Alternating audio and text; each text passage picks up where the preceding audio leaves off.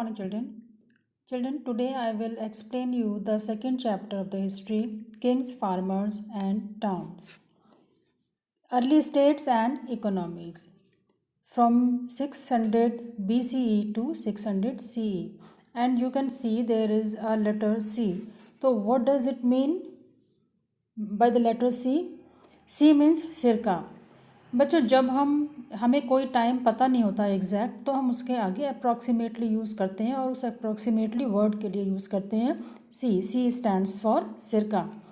तो यहाँ पर देखिए टाइम है 6 सेंचुरी BCE से लेकर के 6 सेंचुरी CE तक। यदि हम इसको एक टाइमलाइन में समझने की कोशिश करें तो टाइमलाइन सपोज ये हमारी टाइमलाइन है, दिस इज़ 1 AD। यहाँ पर कहीं आएगा 600 CE और यहाँ पर कहीं आएगा 600 BCE। तो इस टाइम से लेकर के इस टाइम तक यहाँ तक कितने ईयर्स हो गए? ये ईयर्स हो गए यहाँ से यहाँ तक 600 ईयर्स और यहाँ से यहाँ तक 600 ईयर्स अगेन। तो टोटल 1200 ईयर्स में क्या क्या चेंजेस आए ये हम इस चैप्टर में स्टडी करेंगे।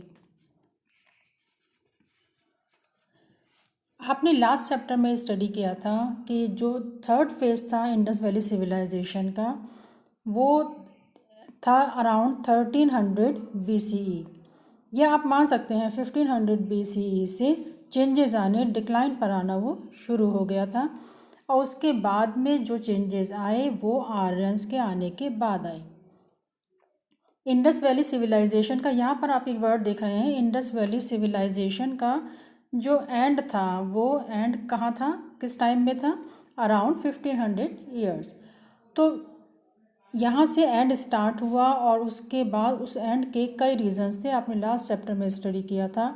उसमें एक फ्लड का आना पॉसिबल हो सकता था, उसमें दूसरा रीज़न था कि रिवर्स जो थी वो ड्राई हो गई हों, नेक्स्ट था डिफॉरेस्टेशन हो गया हो और लास्ट जो माना जाता था वो था आर्यों का आगमन या advent of the Aryans. Aryans ने इंडस वैली सिविलाइजेशन पर इस टाइम में इन्वेड करना या आक्रमण करना शुरू कर दिया था और उनको इंडस वैली सिविलाइजेशन के लोगों को उनकी जगह से डिस्प्लेस कर दिया था और वो लोग आगे नॉर्थ इंडिया की तरफ आने शुरू हो गए। नॉर्थ इंडिया से धीरे धीरे वो लोग आगे चले गए और साउथ इंडिया में इस्टेब्लिश हो गए और उनको द्रविड़ पीपल कहा जाने लगा, द्रविड़ लोग कहा जाने लगा। ये आर्यंस कौन थे? ये आर्यंस एक्चुअली माना जाता है कि ये मिडिल एशिया के रहने वाले थे, सेंट्रल एशिया के रहने वाले थे और सेंट्रल एशिया के से यहाँ पर आए थे। कुछ स्कॉलर्स मानते हैं कि ये यूरोप में थे और कुछ और स्कॉलर्स मानते हैं कि ये रशिया में थे, कैस्पियन सी के आसपास। तो इसको देखिए, अब यहाँ पर ये लोग आए, यहाँ पर इंडस वैली सिविलाइजेशन के एरिया में उन्होंने रहना शुरू कर दिया। इनके पास हॉर्सेस थे तो उसके यूज़ की वजह से इन्होंने बहुत आसानी से इंडस वैली सिविलाइजेशन के लोगों को डिफीट कर दिया। ये लोग शिफ्ट हो गए नॉर्थ इंडिया में और साउथ इंडिया में आ गए। अब जितने लोग थे आर्यंस लोग वो सेटल हो गए उसी एरिया में, रिवर्स के आसपास, और ये वही पीरियड था जबकि वेदास हमारे लिखे गए। आपको पता है कि वेदास जो है वो 4 हैं मेन, कौन कौन से? ऋग्वेद, यजुर्वेद, अथर्ववेद और सामवेद। तो इसमें एक जो सबसे पहला ऋग्वेद था वो था ऋग्वेद। ये ऋग्वेद है। ऋग्वेद का मीनिंग क्या है? ऋग मीन्स ऋचाएँ, श्लोक। वो वेद, वो कॉम्पोजिशन जो पोएट्री की फॉर्म में लिखा गया हो, ऋचाओं की या श्लोक की फॉर्म में लिखा गया हो, उसे कहा जाता है Rigveda. And Rigveda is the earliest Veda. तो इस टाइम को हम ऋग्वैदिक पीरियड के नाम से भी जानते हैं। बाकी जो तीनों वेद थे वो बाद में लिखे गए और उन्हें कहा गया लेटर वैदिक पीरियड। तो 1500 के आसपास से लेकर के 1000 तक का जो टाइम था, 1000 BCE तक का, उसे माना जाता है ऋग्वैदिक पीरियड और 1000 से आगे का जो टाइम था उसे कहा गया लेटर वैदिक पीरियड या उत्तर वैदिक काल। अब यहाँ पर इन 1200 ईयर्स में इन 1200 ईयर्स में और कौन कौन से चेंजेस आए। सबसे पहले हमने आपको बताया कि आर्यंस का इन्वेजन था। तो आर्यंस आए, आर्यंस ने यहाँ पर सेटल हुए आर्यंस, और उन्होंने क्या क्या चेंजेस किए अब ये आप आगे देखेंगे। Agriculture settlement emerged in many parts of the sub continent. Agriculture जो था वो इमर्ज होना शुरू हो गया। इस टाइम में एग्रीकल्चर में स्पेशली पैडी का कल्टीवेशन स्टार्ट हुआ। एग्रीकल्चर और कल्टीवेशन क्यों स्टार्ट हुआ? क्योंकि आर्यंस के पास जो था आर्यंस के पास आयरन भी था। लोहा का भी ये लोग यूज़ करते थे, और इस लोहे के यूज़ की वजह से इन्होंने इस ग्राउंड को नॉर्दर्न इंडिया के, जिसको कि आर्यावर्त भी कहा जाता है, उसको कल्टीवेट करना शुरू कर दिया। अब उसमें इन्होंने पैडी को ग्रो किया। पैडी मीन्स धान को उगाना शुरू कर दिया, और धीरे धीरे नए सिटीज़ डेवलप होने शुरू हुए। और 600 BCE से लेकर के जो पीरियड था ये सेकेंड अर्बनाइजेशन का पीरियड कहलाया। जहाँ जहाँ अब देखिए एक वर्ड आगे आपको और मिलेगा, एक वर्ड आपको मिलेगा जनपद। तो जो इन लोगों के जहाँ पर पैर पड़े, पैर मीन्स पद पड़े, तो उस एरिया को कहा गया जनपद। जनपद को आज कहा जाता है डिस्ट्रिक्ट, और इस तरह से जनपद शहर की फॉर्म लेने लगे 6th सेंचुरी BCE से, और इसके साथ साथ वो और ज़्यादा जब लार्ज हो गए तो उसको कहा गया Mahajanapada. Next topic, Prinsep and Piyadassi. Some of the most momentous developments in Indian epigraphy took place in the 1830s. This was when James Prinsip, an officer in the Mint of the East India Company, deciphered Brahmi and Kharoshthi, two scripts used in the earliest inscriptions and coins. किसी भी history को पढ़ने के लिए हमें कुछ ना कुछ सोर्सेज की ज़रूरत पड़ती है, और मॉडर्न हिस्ट्री को पढ़ने के लिए हम कुछ बुक्स की भी स्टडी करते हैं और इंस्क्रिप्शंस और कॉइन्स की भी स्टडी करते हैं। तो यहाँ पर बात हो रही है कि जेम्स प्रिंसिप एक ऑफिसर थे ईस्ट इंडिया कंपनी में, जिन्होंने ब्राह्मी और खरोष्ठी लिपि को पढ़ा। क्यों पढ़ा? क्योंकि उस टाइम में अशोक यहाँ पर बहुत इम्पॉर्टेंट रूलर था मौर्यन एज का, और उसके जितने इंस्क्रिप्शंस और कॉइन्स मिलते हैं वो हमें ब्राह्मी स्क्रिप्ट में मिलते हैं। इस ब्राह्मी स्क्रिप्ट और खरोष्ठी स्क्रिप्ट का क्या मीनिंग है? लैंग्वेज उस टाइम की थी प्राकृत बोली जाने वाली भाषा थी, और जिस स्टाइल में लिखा जाता था that was known as script. अब वो स्क्रिप्ट थी ब्राह्मी और Kharoshthi.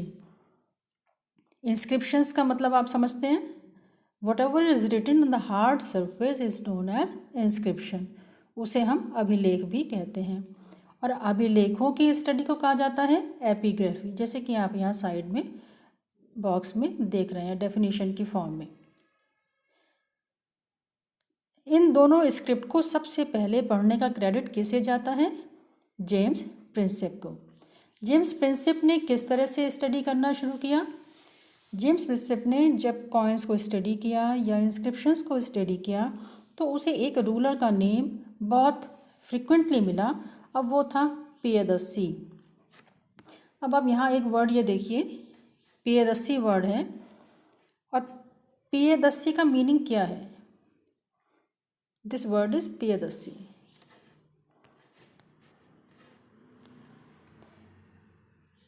Piyadassi meaning pleasant to behold, means जिसके दर्शन प्रिय हो।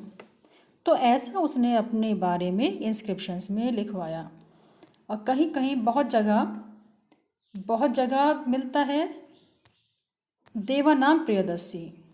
देवानाम प्रियदस्सी मीन्स जो देवताओं का प्रिय हो।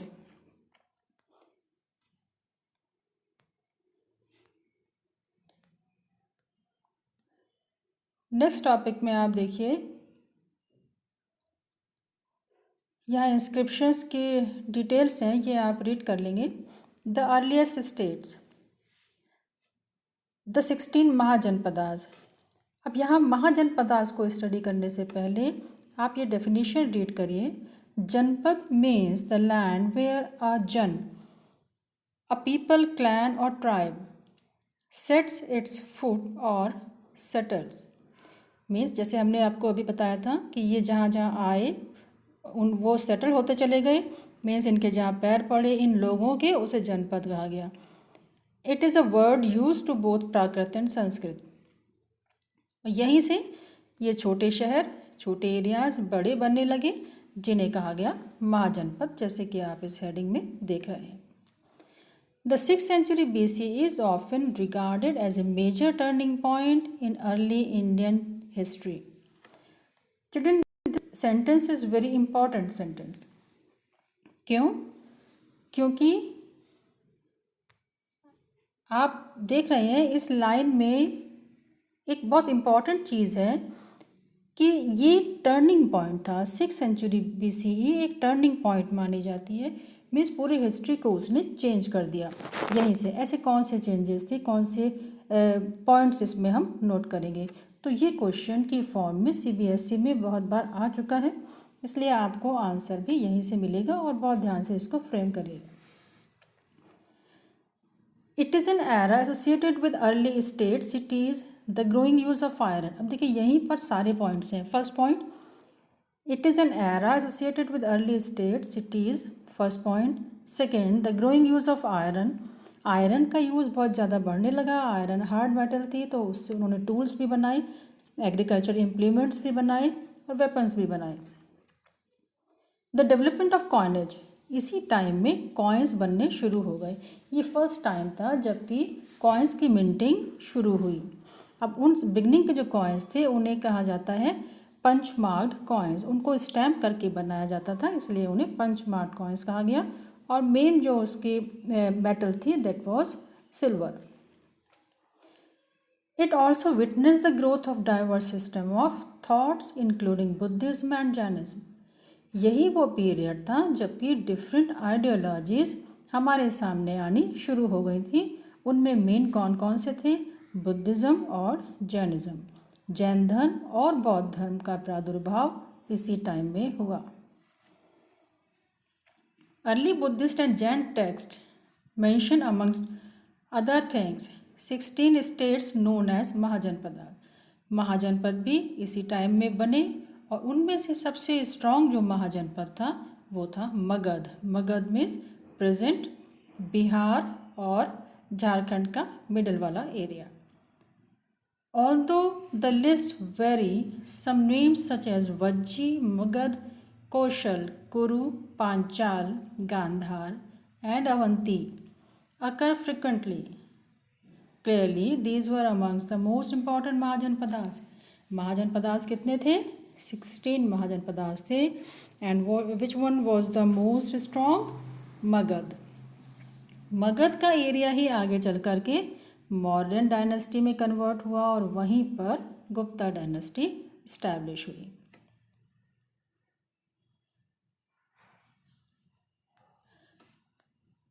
अब आगे देखिए, मैप की स्टडी करेंगे।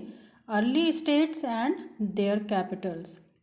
ये अर्ली स्टेट से 16 स्टेट, 16 महाजनपद आप जैसे कहते हैं, उनमें ये सब हैं। मत्स्य, अवंती, उज्जैनी, वत्स और मगध यहाँ है इधर। तो मगध ही आगे चल करके सेंटर बना मौर्यन एज का। उसकी कैपिटल बनी पाटलिपुत्र और वो आगे जा करके बिगनिंग की AD सेंचुरीज़ में गुप्ता डायनेस्टी में कन्वर्ट हुई और नई एक डायनेस्टी इस्टेब्लिश हुई, लेकिन उसकी कैपिटल भी पाटलिपुत्र ही रही। नेक्स्ट क्वेश्चन,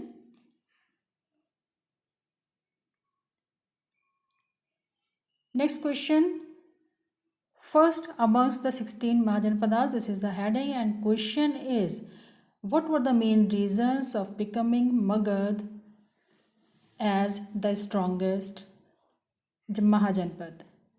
मगध एक सबसे शक्तिशाली महाजनपद क्यों बना, उसके क्या कारण थे?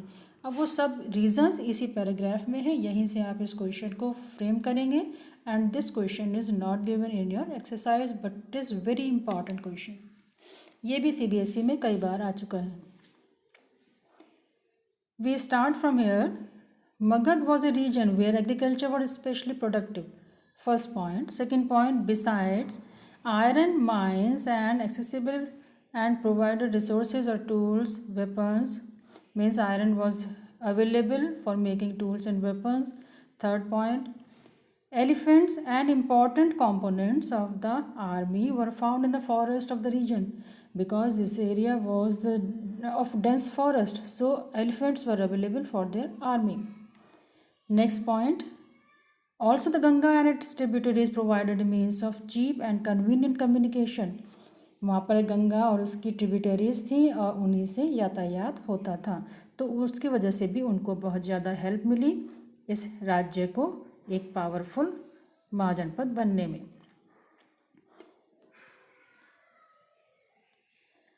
This area was naturally fortified.